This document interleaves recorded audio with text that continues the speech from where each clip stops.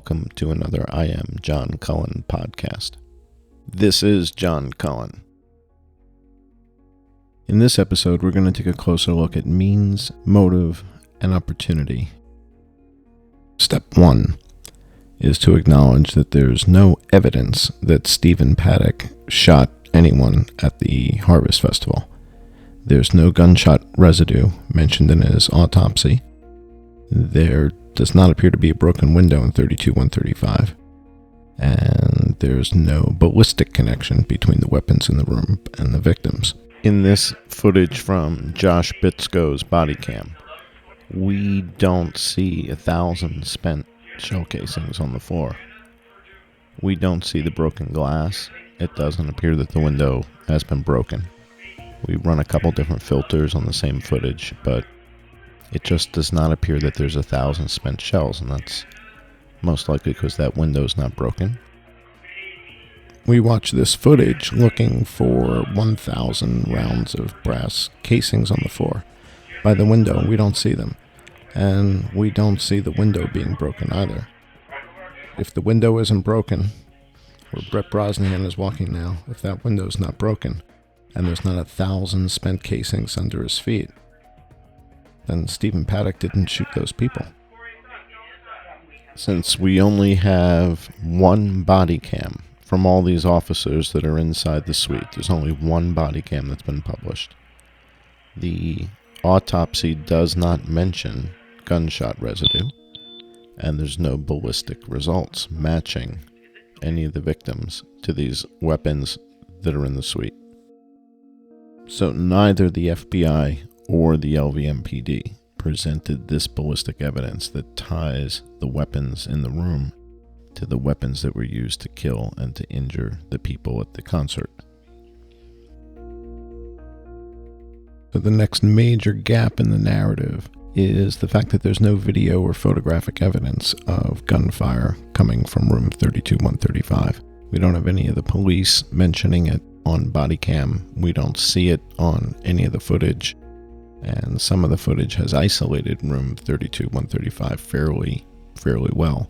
If we see no video evidence or no photographic evidence of gunfire coming, we don't see spent brass casings on the floor, the window doesn't appear to be broken, is it reasonable to assume that 1,000 rounds were not fired from room 32135?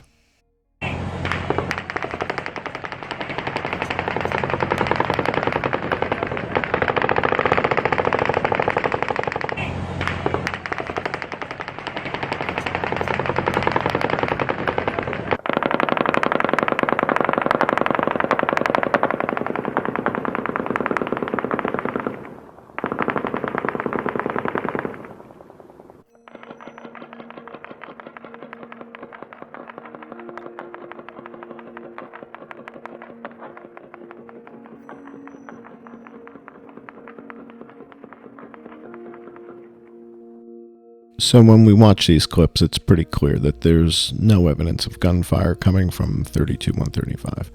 We know from the autopsy that there's no gunshot residue reported on Stephen Paddock's hands or gloves, which weren't mentioned, or his face. And with no photographic or video evidence that gunshots are coming from that room, and the fact that the weapons in the room were never ballistically matched to any of the victims or gunshot wound survivors, there's no evidence that Stephen Paddock shot anybody because the LVMPD and FBI have not provided that evidence. Then we have aircraft in the vicinity that are unaccounted for on flight radar. This is the time of the attack. You're looking at McCarran Airport, and the area with the red square around it encompasses the Mandalay Bay, the Delano, and the venue. The venue's right in the middle. Tropicana is up and to the right, and Las Vegas Boulevard is running north and south down the center. So north is up, south is down. We're looking for aircraft flying behind Mandalay Bay towards the venue, between the Luxor and the Delano, between Delano and Mandalay, 10:09 p.m. We don't see it. So what are these aircraft if they're not appearing here? We then see Maverick begin to take off, but Maverick doesn't come up and get to the venue till about 10:14 p.m. So the question is, what is this that we're seeing in the sky if there's nothing on flight radar? That doesn't make a lot of sense. Could this be where the shooters are, and that it's not coming from room 32135? Why don't we see that aircraft on flight radar 24? At this moment in time, there's nothing on flight radar.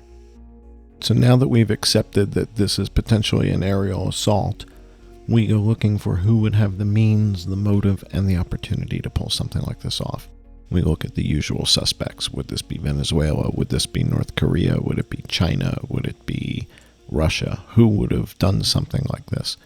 And that's where we begin the investigation.